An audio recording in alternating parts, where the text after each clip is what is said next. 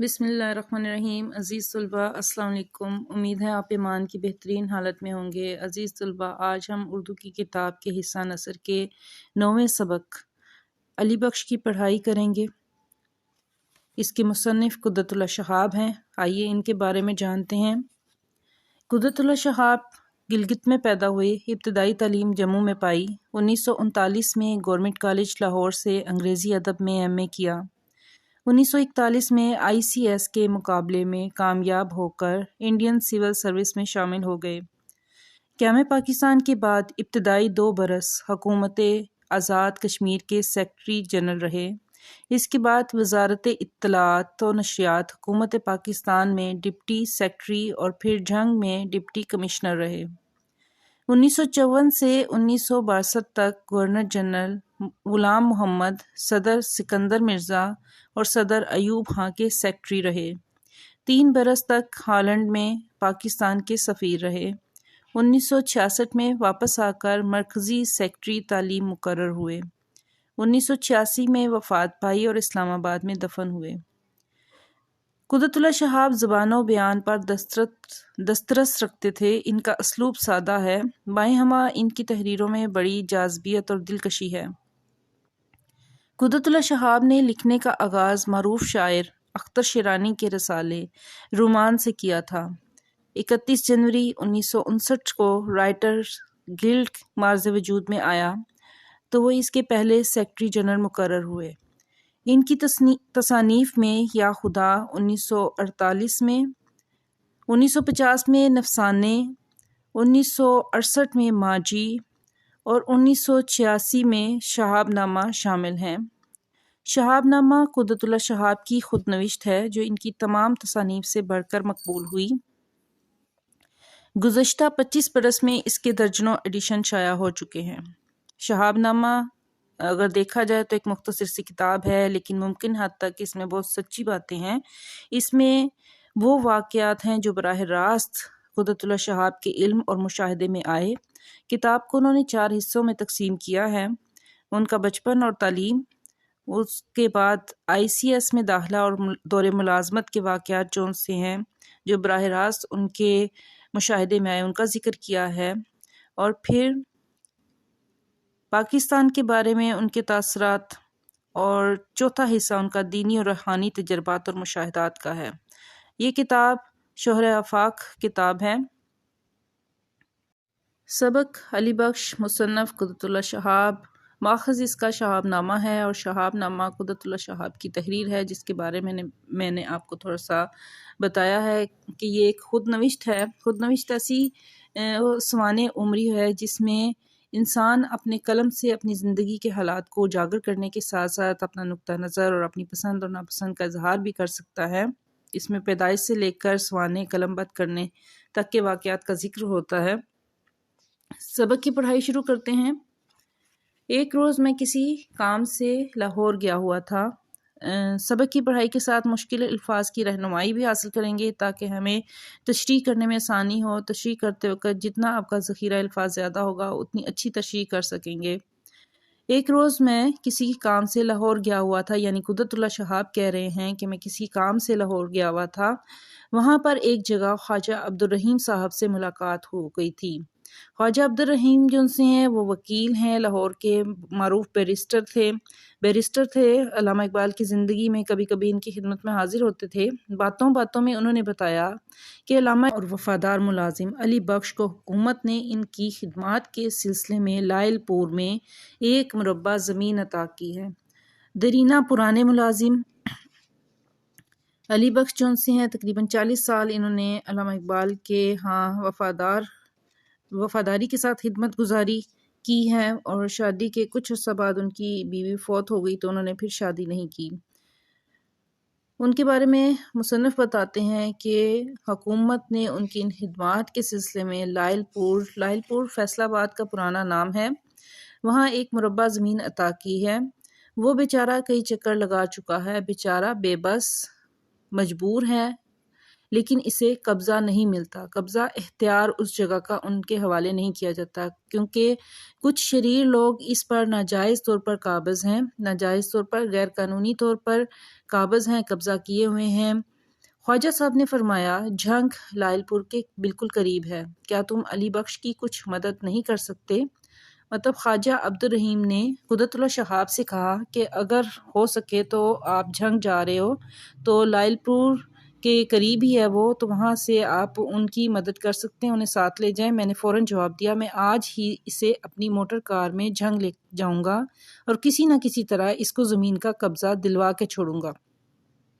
خواجہ صاحب مجھے جاوید منزل لے گئے۔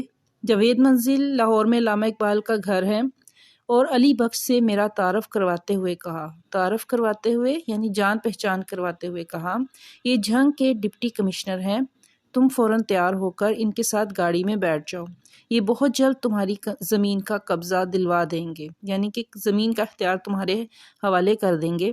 علی بخش کسی قدر ہچکچایا، جھجکا اور بولا، سوچئے تو صحیح، میں زمین کا قبضہ لینے کے لیے کب تک مارا پھروں گا؟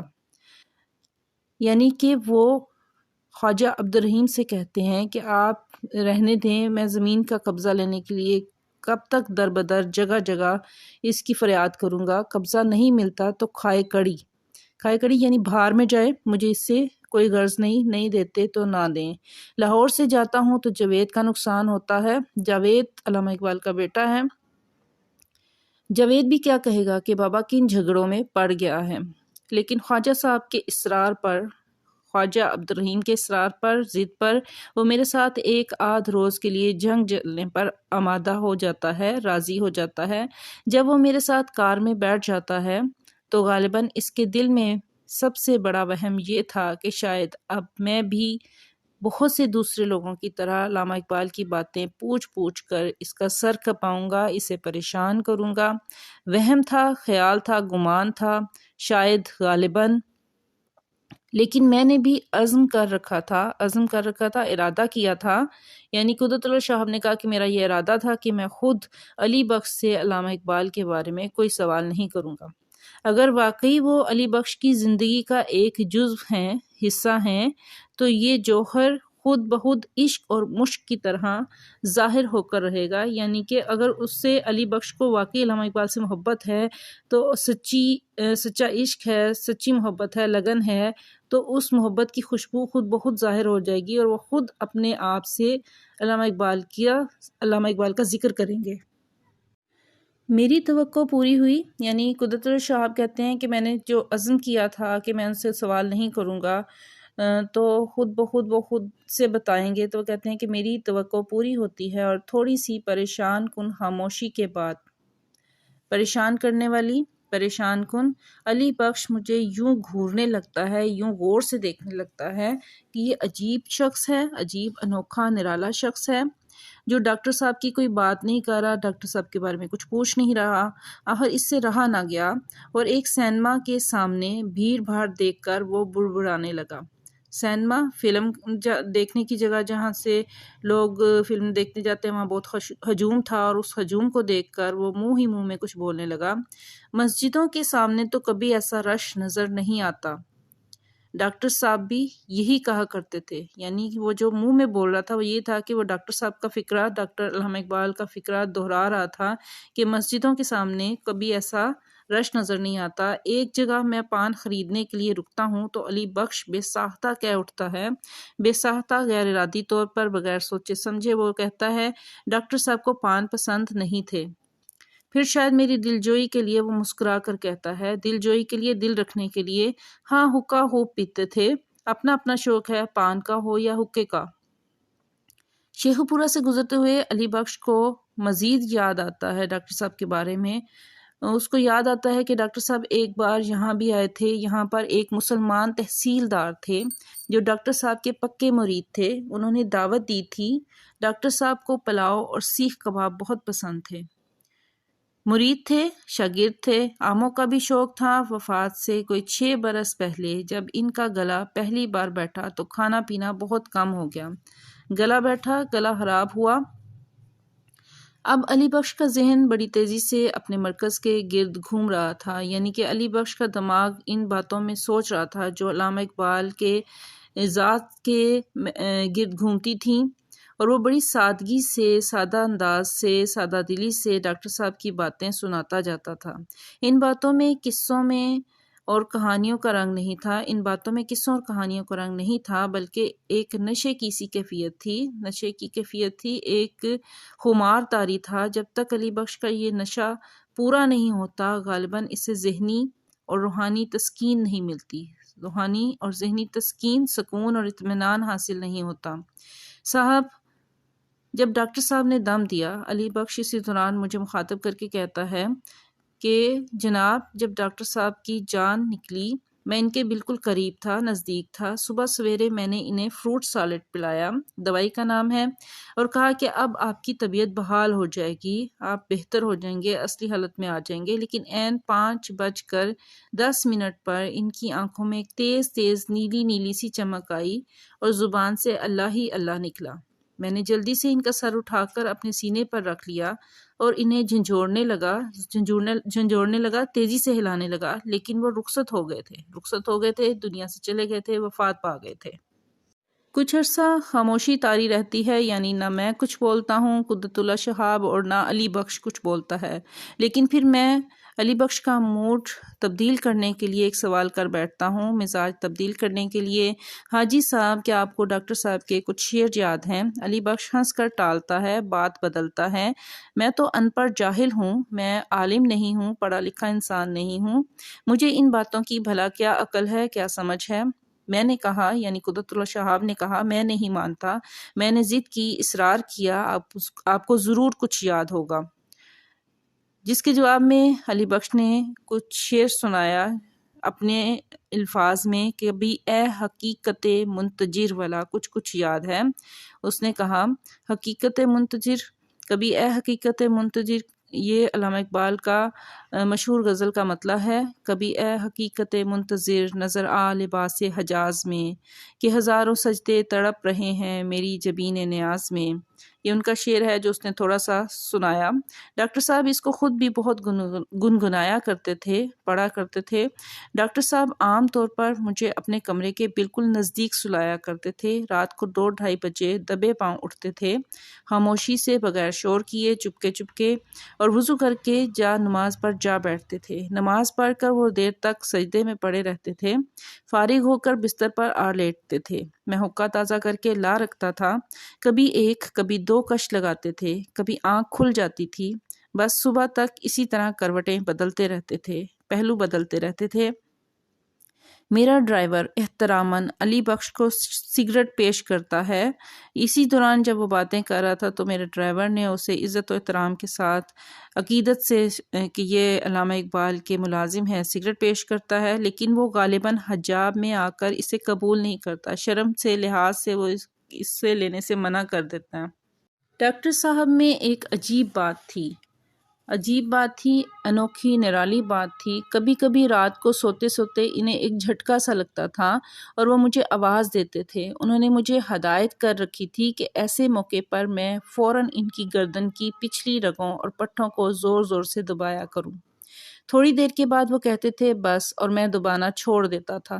اسی وجہ سے وہ مجھے اپنے نزدیک سلایا کرتے تھے۔ ہر چند اگرچہ میرا دل چاہتا ہے، خواہش کرتا ہے کہ میں علی بخش سے اس واردات کے متعلق، اس واقعے کے متعلق مزید کچھ استفسار کروں، مزید کچھ پوچھوں، لیکن میں اس کے ذہنی ربط کو توڑنے سے ڈرتا ہوں۔ مطلب کہ اس تسلسل کو توڑنے سے ڈرتا ہوں جو اس کے ذہن میں واقعات کی صورت میں آ رہا تھا، کہ اگر میں نے کوئی بات پوچھی تو ہو سکتا ہے وہ واقعہ اچھے طریقے سے بیان نہ کر سکے۔ علی بخش کہتا ہے، ڈاکٹر صاحب بڑے درویش آدمی تھے، درویش خدا رسیدہ بندے تھے۔ گھر کے خرچ کا حساب کتاب میرے پاس رہتا تھا، میں بھی بڑی کفایت سے کام لیتا تھا، کفایت سے، بچت سے، سوچ سمجھ کے خرچ کرتا تھا۔ ان کا پیسہ ضائع کرنے سے مجھے بہت بڑی تکلیف ہوتی تھی، ضائع کرنے سے، رائیگاں کرنے سے، لٹانے سے۔ اکثر اوقات ریل کے سفر کے دوران میں کئی اسٹیشن بھوکا رہتا تھا، کیونکہ وہاں روٹی مہنگی ملتی تھی، لیکن ڈاکٹر صاحب ناراض ہو جاتے تھے، خفا ہو جاتے تھے، کہا کرتے تھے، علی بخش، انسان کو ہمیشہ وقت کی ضرورت کے مطابق چلنا چاہیے۔ خواہ خواہ ایسے ہی بھوکے نہ رہا کرو، خواہ خواہ بلا وجہ پیٹ خالی نہ رکھا کرو۔ اب اسی مربے کے ٹنٹے کو دیکھ لیجئے، ٹنٹے جھگڑے کو۔ لائل پور کے ڈپٹی کمشنر، لائل پور فیصل آباد کا پرانا نام ہے، اس کے ڈپٹی کمشنر مال افسر صاحب اور سارا عملہ میری بڑی آؤ بھگت کرتے ہیں، عزت اور خدمت کرتے ہیں، بڑے اخلاق سے مجھے اپنے برابر کرسی پر بٹھاتے ہیں، اخلاق سے اچھے طریقے سے۔ ایک روز بازار میں ایک پولیس انسپکٹر نے مجھے پہچان لیا اور مجھے گلے لگا کر دیر تک روتا رہا۔ یہ ساری عزت، سارے احترام جون سا ہے وہ کہتا ہے کہ ڈاکٹر صاحب کی برکت سے ہے۔ مربے کی بھاگ دور میں مربے کے ٹکڑے کو حاصل کرنے میں کوشش میں میرے سر پر کچھ قرضہ بھی چڑھ گیا ہے، ادھار آ گیا ہے، لوگوں کا میں نے قرض دینا ہے، لیکن میں اس کام کے لیے بار بار لاہور کیسے چھوڑوں؟ جاوید کا نقصان ہوتا ہے۔ سنا ہے اپریل میں جاوید چند مہینوں کے لیے ولایت سے لاہور آئے گا۔ جاوید علامہ اقبال کا بیٹا ہے اور وہ انگلستان میں رہتا ہے، تو وہ علی بخش بتا رہے ہیں کہ وہ کچھ ماہ کے لیے انگلستان سے لاہور آئے گا۔ جب وہ چھوٹا سا تھا پھر وہ خیالوں کی پٹری پہ چڑھ جاتا ہے۔ علی بخش کہتا ہے کہ جب وہ چھوٹا سا تھا ہر وقت میرے ساتھ رہتا تھا، اللہ کے کرم سے اب بڑا ہوشیار ہو گیا ہے، چست ہو گیا ہے۔ جب اس کی والدہ کا انتقال ہوا تو وہ اور منیرہ بی بی بہت کم عمر تھے۔ منیرہ علامہ اقبال کی بیٹی کا نام ہے، جسے علامہ اقبال پیار سے بانو کہا کرتے تھے۔ منیرہ میاں صلاح الدین سے بیاہی گئیں، جو لاہور کے معروف شخصیت میاں امیر الدین کے بیٹے ہیں۔ ڈاکٹر صاحب نے نرس کے لیے اشتہار دیا۔ جب جاوید اور منیرہ کی والدہ کا انتقال ہوا تو انہوں نے ان کی پرورش کے لیے ایک نرس کے لیے اشتہار دیا تھا۔ بے شمار جواب آئے۔ ایک بی بی نے تو یہ لکھ دیا کہ ڈاکٹر صاحب کے ساتھ شادی کرنے کے لیے بھی تیار ہے۔ ڈاکٹر صاحب کسی قدر پریشان ہوئے اور کہنے لگے، علی بخش دیکھو تو صحیح اس خاتون نے کیا لکھا ہے۔ میں بڈھا آدمی ہوں، اب شادی کیا کروں گا؟ لیکن پھر علی گڑھ سے ایک جرمن لیڈی آ گئی، جرمن خاتون آ گئی بچوں کی پرورش کے لیے، جنہوں نے علی بخش، جاوید اور منیرہ کی پرورش کی، علامہ اقبال کے بچوں کی۔ علی بخش کا تخیل، سوچ، ان کا خیال بڑی تیز رفتاری سے ماضی کے دھندلکوں میں پرواز کر رہا ہے، یعنی کہ علی بخش بہت تیزی سے اپنے ماضی میں کھویا ہوا ہے اور وہ ان واقعات اور تصورات میں گم ہے جو علامہ اقبال کے ساتھ جڑے ہوئے ہیں۔ زندگی کے ہر موڑ پر اسے اپنے ڈاکٹر صاحب یا جاوید یا منیرہ بی بی کی کوئی نہ کوئی خوشگوار یاد آتی رہتی ہے، خوشگوار اچھی بات یاد آتی ہے۔ جھنگ پہنچ کر میں اسے ایک رات اپنے ہاں رکھتا ہوں، اپنے ساتھ ٹھہراتا ہوں اپنے گھر میں، دوسری صبح اپنے ایک نہایت قابل اور فرض شناس مجسٹریٹ کپتان محبت خاں کے سپرد کر دیتا ہوں۔ قابل، محنتی، ذہین، فرض شناس، ذمہ دار شخص کے حوالے کرتا ہوں کہ اس کو اس کی لائل پور والی زمین جو سی ہے اس کا قبضہ دلوا دے۔ کپتان محبت خاں علی بخش کو ایک نہایت مقدس تابوت کی طرح عقیدت سے چھو کر اپنے سینے سے لگا لیتا ہے، یعنی کہ جو مجسٹریٹ تھا کپتان محبت خاں، وہ بھی علی بخش کو یہ سمجھ گئے کہ یہ علامہ اقبال کی انہوں نے خدمت کی ہے، بہت عقیدت سے، احترام کے ساتھ، ایک مقدس قیمتی تابوت کی طرح اسے اپنے گلے سے لگاتے ہیں، احترام سے، محبت سے اس کا جذبہ ظاہر ہوتا ہے اور اعلان کرتا ہے کہ وہ علی بخش کو آج ہی اپنے ساتھ لائل پور لے جائے گا، اعلان کرتا ہے، بتاتا ہے اور اس کی زمین کا قبضہ دلا کر ہی واپس لوٹے گا۔ حد ہو گئی، یعنی کہ اتنا عرصہ ہو گیا ہے علی بخش کو قبضہ نہیں ملا، اسے اس چیز کا دکھ ہوتا ہے، اگر ہم یہ معمولی سا کام بھی نہیں کر سکتے تو ہم پر لعنت ہے، یعنی کہ ہمیں اس قابل ہونا چاہیے کہ ہم ایک ایسے انسان کی خدمت کر سکیں جس نے علامہ اقبال کے ساتھ وقت گزارا ہے۔ عزیز طلبہ، سبق کی پڑھائی مشکل الفاظ کے معنی اور تشریح کیسے کرتی ہیں، اس کا طریقہ آپ کو سمجھ میں آ گیا ہوگا، مکمل ہوئی۔ نئے لیکچر کے ساتھ پھر ملاقات ہوگی، سبق کے دوسرے حصے کے ساتھ، جس میں ہم سبق کی مشق کریں گے اور سوالات کی رہنمائی حاصل کریں گے۔ میرے چینل کو سبسکرائب کریں، لائک کریں، شیئر کریں۔